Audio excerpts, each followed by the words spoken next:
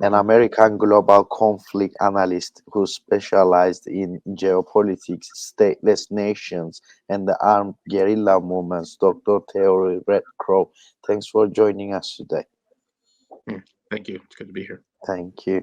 Dear Dr. Theoru, today the main topic is the isolation of Kurdish leader Mr. Abdullah Öcalan, as well as the political solution for Kurdish question. So I would like to start with the Öcalan and his important ideas. So how important is the leader Öcalan's democratic confederalism idea and the main paradigms such as women equality and ecology for the future of the world peace? Yes, I think what is very interesting with the philosophy of Abdullah Öcalan is many of the principles that he advocates and believes in are things that the Western world says they also believe in. So, for instance, the you know EU and the United States, they say that the things that are important in this new era are preservation of the environment and climate change and also women's rights. Well, here you have a leader in the Middle East who is advocating for the exact kind of principles that they say they believe in, but that they obviously do not have a full commitment for. Because if they did, they have a person in Abdullah Öcalan who advocates for these positions that they are allowing to stay in isolation. Um, it really is a shame because he could play such a useful role because of his ideas. I always tell people that what they fear about Öcalan is not as much his body, his physical body, but it's his mind. His mind is the thing that they are trying to isolate. When they keep him locked away on an island, it's not because they fear that Öcalan is going to carry out a military attack or lead an attack against the Turkish state. What they really fear are his philosophical ideas and the fact that he could be writing books and giving speeches and providing moral guidance to the entire world. Not only the Kurdish community, but the world at large. So that's the thing that I think is missing when people speak about Öcalan. They speak about him as, obviously a leader of, the Kurdistan freedom movement, but he is just as much a philosopher and a thinker and an intellectual and somebody who is adding, ideas to the world that, have immense value. And what they want is they want to put him in a box and only make him either a military leader or sort of a political leader, and they want to minimize the philosophical and intellectual component that he brings because that's where a lot of his value would be to the wider Middle East and to the wider world. Thank you, Doctor. Also, as you mentioned, it's mostly sounds for the Western powers for the imperialism and capitalism, not physically Öcalan's body, but his thoughts. Uh, so let's get little in deeper for this topic. So I would like you to talk about the democratic confederalism because many people are saying that it's an alternative system for the peaceful and democratic world. So how do you see that? Very shortly, very briefly, that one, please. Yeah, I mean, democratic confederalism also provides a solution, um, to many stateless groups around the world because of the fact that it focuses on local control. So, for instance, recently we had a rally in Cologne, and there was a lot of different people there from different stateless communities, from Catalonia, from the Basque country. We had people from other places who see in democratic confederalism an idea that they can implement themselves, because it really is a bottom up rather than a top down political solution, and it gives local control to people. So this is why it appeals to many different ethnic groups around the world who would like their own state or would like to have more local autonomy or more self-determination within the state where they live. So this is why, democratic confederalism, it obviously applies to the Kurdish situation, and we see it being implemented in Rojava amongst the various ethnicities, Kurds, Arabs, um, Turkmen, Circassians, and Armenians, and these different groups in Rojava, putting this into practice, where children can learn in their mother tongue, and where people at the local community level can feel that they have a place in governing their own lives. But we see that that has application throughout the wider world. So, democratic confederalism also appeals to, many of the stateless people who either want independence or autonomy themselves, like, the people in Baluchistan, or the Tamils, or West Papuans, or, many of these other stateless nations who um, can implement Ocalan's ideas as well. And so that goes back to that first question of when they want to isolate Ocalan's ideas, they want to keep his ideas from spreading not just amongst the Kurdish community, but amongst the entire global community. And it's because of those ideas and the value that they have. Thank you, Doctor. So, also would like to ask you that how important is the solution of Kurdish question for the region and for the whole world? Because we can see that Middle East is kind of a war zone right now, and then on the other hand, Öcalan's ideas that we talked about to is the way to bring peace to the Middle East, which is going to be example to the whole world.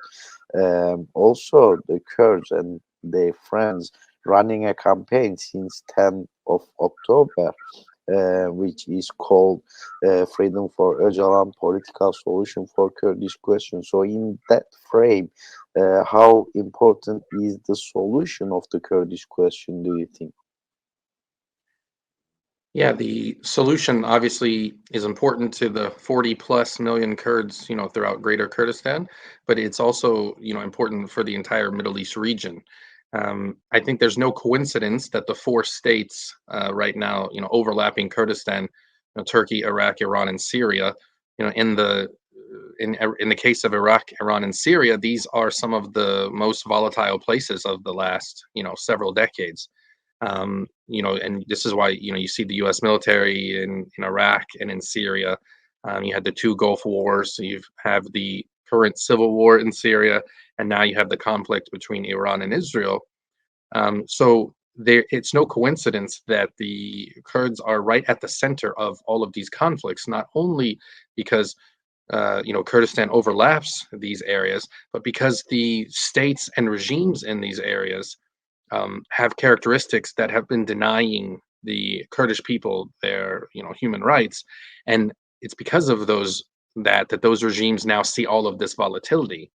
So really, solving the Kurdish issue or question really is the answer to peace in the wider Middle East. The Kurds sort of find themselves right at the center of not only the region there, but the world, and to the extent that if you could solve, the Kurdish issue, the spillover and domino effect would apply to all of these other regions. And it's why it's so puzzling that the Western world continues to side with these states that are denying the Kurds their rights, because normally the United States doesn't side with them. So, for instance, I'm reminded of the referendum that was held in in southern Kurdistan, and how the U.S. actually was against that. So, a lot of times we hear about the U.S. talk about the importance of democracy and people voting their own will, and then they actually sided with the Iraqi state over the referendum of the Kurds there. And so you see this kind of paradox that um, it seems that there's principles on paper, and then there's the ideas that the Kurds are allowed to partake in. And it seems that democracy and human rights and women's equality are universal ideas that the West likes in theory, but when the Kurdish people actually try to put them into practice, they're against it. And it's because largely it comes from the philosophy of Abdullah Öcalan, whose ideas they fear. Thank you, Doctor. You bring it to a really good point. My next question was about this one. Basically, the EU and its constitutions talks about the human rights and democracy. When it comes to these topics, they sell themselves very well. But on the other hand, Leader Öcalan's isolation still continues, which is inhumane. So, what are your concerns of current treatment of Leader Öcalan's and the isolation that still continues on him? This is kind of a torture, one of the worst tortures. So, what is your comments on that isolation, and how would you see it from the human rights perspective? Yeah, the isolation, we should clarify the illegal, and inhumane isolation that Abdullah Öcalan is suffering on Imrali Island really is uh, a shame of, the century at this point. And when you look at the situation, the Turkish state was very open about what they were trying to do back when they wanted to execute Öcalan and basically kill him. They then decide. I think they realized not only did they need to get rid of the death penalty to get in the European Union, but they realized that it would cause an uproar against the Kurdish people. So instead, if you go back and look at the comments they made at that time, they wanted to give him a slow death, essentially. And you've heard Imrali Island recently in one of the letters sent to the CBT compared to a floating coffin. And I think that's accurate in a way, because what the Turkish state wants to do is they want to apply sort of a slow death to Öcalan over many years, because they realize they couldn't directly kill him. So it's like, well, if we isolate him for 30 years in complete isolation, maybe that's even better, because it's like a slow torture. And all international laws have recognized that it is illegal to hold a person in extreme isolation and deny them contact with the entire world. Um, it was from 2000 or from 1999 to 2009. He was the only prisoner on Imrali Island. So for 10 years, he was essentially kept there alone.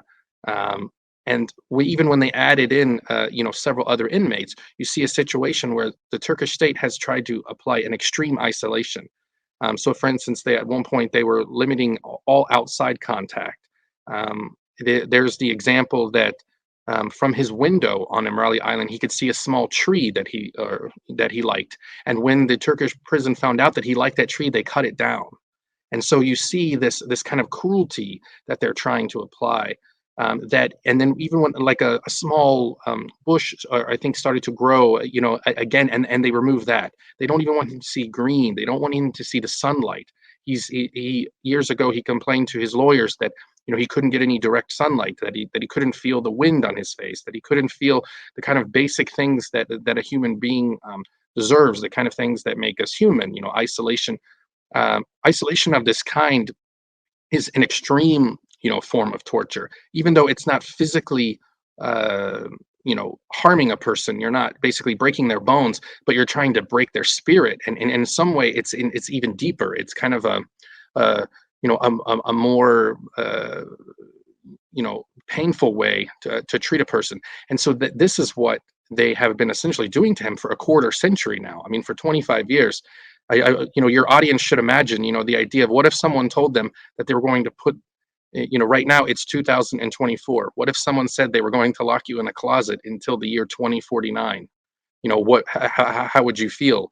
Would you consider that torture, or would you consider that, oh, it's just, waiting through the time? So it really is a extreme, um, travesty, that in the way that he's being treated, and it's why there should be a lot more outrage. As we see, if you look at that, for 25 years, for a quarter century, they have been keeping him isolated, and that's really why it is such an outrage, and why the entire world should really be speaking out against this, because really the world is on the wrong side of history in this situation, and they're going to look back in the decades to come and realize, wow, where was the Western world during this situation where you had a leader of millions of people who was treated in such a cruel way, in this modern era where we like to believe that we have safeguards against this kind of torture. The, as you mentioned, Öcalan's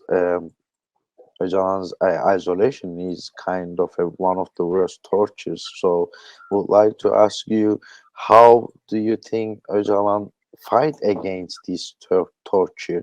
Because today we can see his ideas spread it to all over the world. There is concerts for Mr. Öcalan's freedom. There is books has been published on his name and about his life as well. So, how important figure is leader Öcalan? Do you think he has a key role to play for the world peace? And today, many people are saying he needs to be free, and there is campaigns for him to be free as well. So, how important figure is leader Öcalan? Yeah, I think he should be freed, especially under European law, which says, the right of hope. Basically, European law establishes that an individual should not spend more than 25 years in prison, and that while they're in prison during that time, they should have the hope of release in 25 years.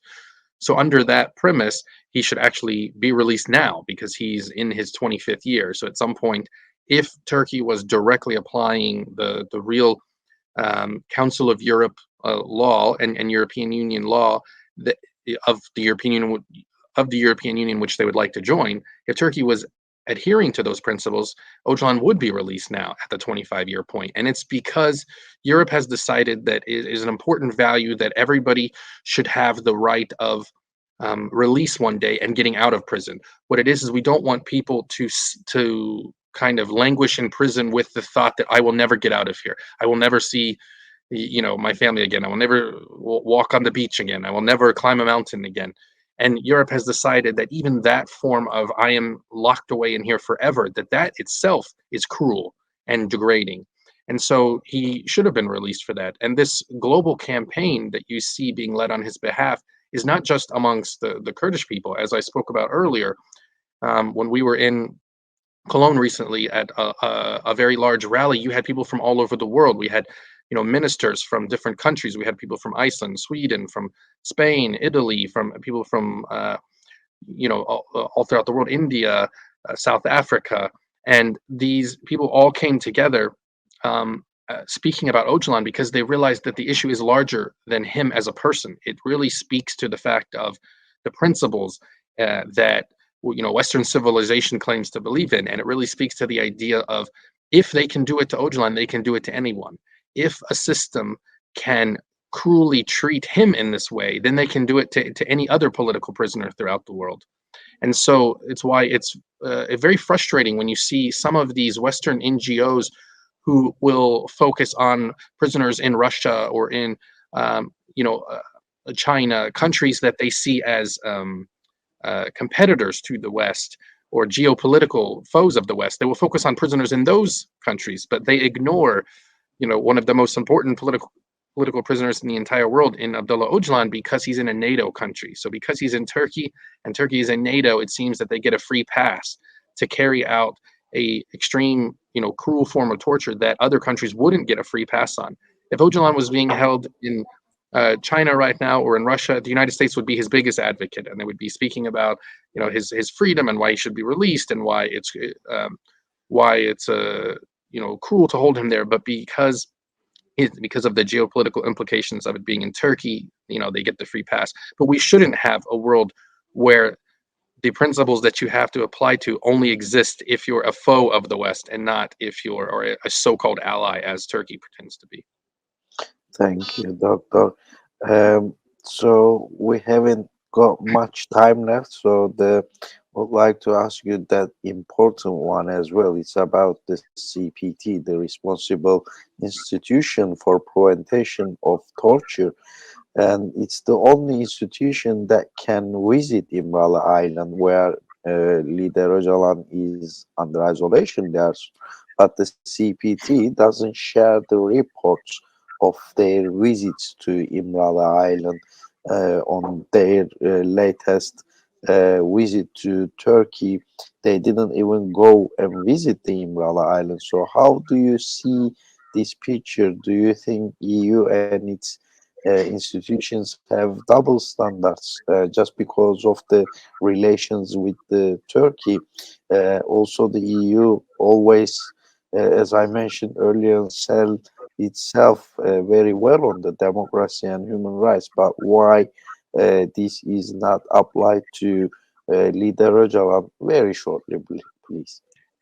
Yeah, if I think the CPT has a very important role to play, and they have historically. In 2009, the CPT visited Imrali Island, and the report that they produced at that time told Turkey that Öcalan should not be the sole prisoner on the island, and that he should have a certain amount of outside time and other rights. And then in 2010, they returned back to the island to check to see if those rights had been increased, and they had been. So the CPT has proven that they can improve the conditions on Imrali Island because they've done that in the past already. However, since then they've been missing in their duties to the point that the CPT has the legal right to visit any prison in a COE country, which Turkey is a COE country. They could go to Imrali Island tomorrow if they wanted. They could send someone there, and they have the right to see every part of the prison. They have the right to interview Öcalan in private so that he can speak about what's really happening to him. Because perhaps if he's, he might be able to say that he's being mistreated in a way that he wouldn't want to say if he wasn't in private. So they have the right to meet with him in private and go to Imrali right now, which is what they should be doing. It's an outrage that they were there in February on the 25th anniversary of Roja Resh, and they did not and they didn't visit Ocalan, and they didn't produce a report on that. And it's very important that they do that because they're the only body that has the legal right to enter Imrali Island and to end his isolation. Because you have a situation now where for 3 years he hasn't spoken to his lawyers or family.